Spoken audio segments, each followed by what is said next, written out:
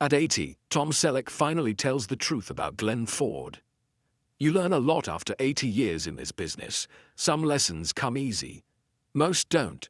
But every once in a while you meet someone who shows you, by quiet example, what it truly means to be a professional, a gentleman, and an actor. For me, that person was Glenn Ford. I was born Thomas William Selleck on January 29, 1945 in Detroit, Michigan. My folks were the kind of people who believed in hard work, honesty, and keeping your word. We didn't have much, but we had enough. When our family moved to California, I discovered sports, basketball mostly, and that became my world for a while. I went to the University of Southern California on a basketball scholarship. I thought that might be my path in life. But life, as it often does, had other ideas. To help pay the bills, I started modeling and doing a few commercials. Pepsi, close-up toothpaste, I'd smile, deliver a line, and go home. It wasn't glamorous, but I was learning. I was learning how to be comfortable in front of a camera, how to listen, and how to wait patiently for your turn. Hollywood doesn't make things easy for anyone starting out, and I was no exception. But I was stubborn, and I didn't mind taking the long road. Then came Magnum P.I. in 1980. That show changed everything. Thomas Magnum wasn't a superhero. He was a guy who made mistakes, got hurt, and kept trying to do the right thing. I liked that about him. I think people did too. They saw a little bit of themselves in him, a man trying to live with decency in a world that doesn't always reward it. We ran for 8 seasons, and it was a joy. I got to live and work in Hawaii, drive a Ferrari, and wear Hawaiian shirts. Not bad for a kid from Detroit. But the best part was connecting with audiences who told me they saw a friend in Magnum. That's the kind of compliment you never forget. After Magnum, I made a few films: 3 Men and a Baby, Quigley Down Under, Mr. Baseball, In and Out. Each one taught me something new, but I always tried to stay true to myself. I never wanted to chase fame or get lost in the noise of Hollywood. My parents raised me better than that. I was married once, early on, to Jacqueline Ray. She was a beautiful model and a strong woman. We had good years, and I adopted her son Kevin. I'm proud of that. But fame and long work days have a way of wearing on love. We eventually went our separate ways in 1982. It wasn't bitter, just sad. I learned a lot about patience and the cost of success from that chapter of my life. A few years later, while filming in London, I met Jilly Mack. She was dancing in Cats, and the moment I saw her, I knew there was something special about her. We married quietly in 1987. No cameras, no press, just 2 people who wanted a real life. We've been together ever since. Our daughter Hannah was born in 1988, and she changed everything. I stepped away from Magnum to focus on family and our ranch in California. Some people thought I was crazy to leave a hit show, but I never regretted it. Fame fades, family doesn't. Now as I look back, there's one man who stayed with me through every step of my journey: Glenn Ford. Before I ever met him, I watched his films as a kid: 3:10 to Yuma, The Big Heat, Gilda. There was something different about him. He wasn't loud or flashy. He didn't need to be. Glenn could say more with his eyes in 5 seconds than most actors could with a page of dialogue. That quiet strength stuck with me.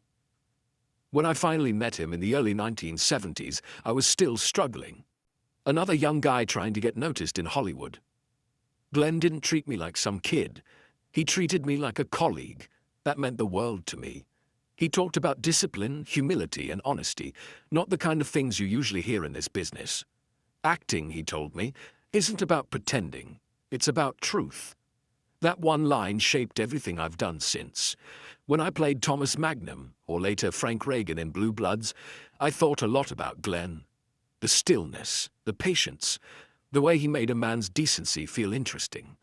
Glenn didn't play heroes. He played human beings, men trying to do what was right even when it wasn't easy.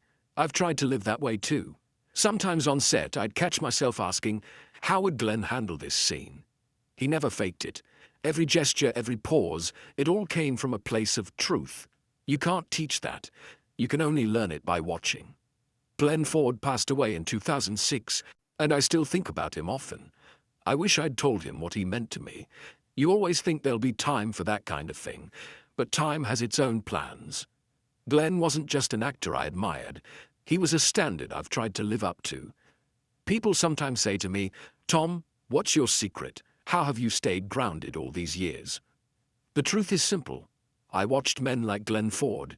He showed me that success means nothing without integrity. That real strength doesn't need noise. That a man's worth is measured not by fame, but by how he carries himself when no one's watching.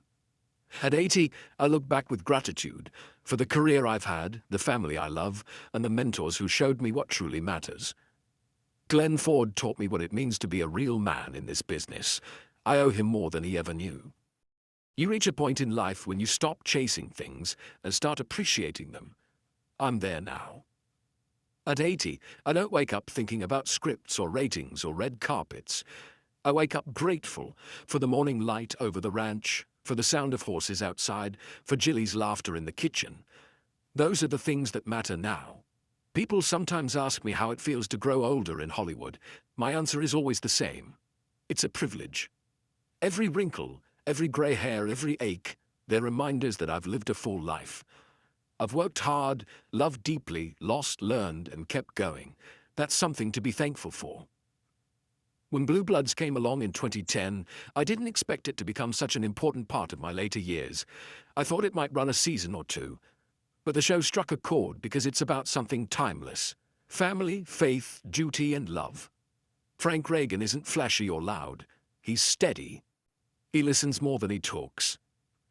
I guess that's a bit like me. Every week I get letters from fans who say, "Your show reminds me of my dad," or "Watching the Reagans makes me feel like my family's around the table again." That means more to me than any award ever could.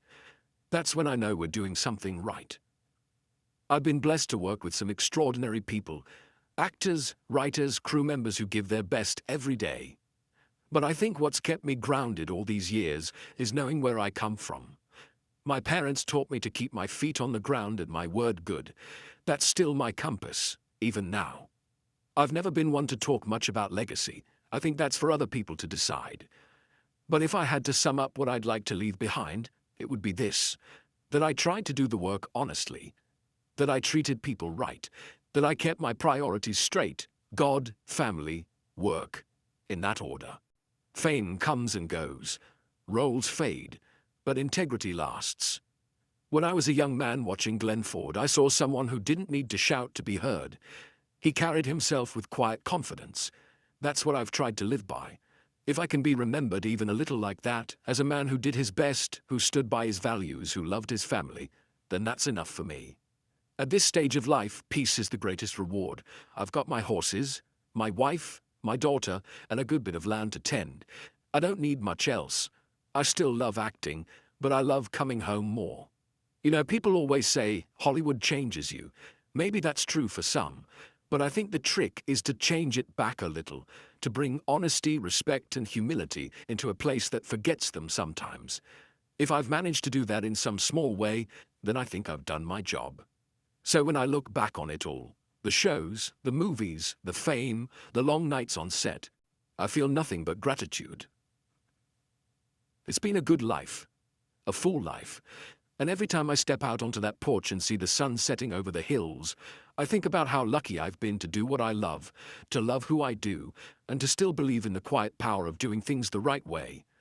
That's what Glenn Ford taught me. That's what life taught me. And that's what I hope people remember about Tom Selleck.